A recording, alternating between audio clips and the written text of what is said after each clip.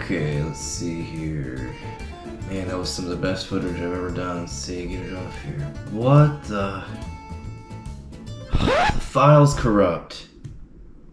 Has this ever happened to you? You recorded great footage on your DJI drone and forgot to stop recording before powering down. Good news! There's an easy fix. Simply put the SD card with the corrupt file back into the drone and power the drone on for a couple minutes.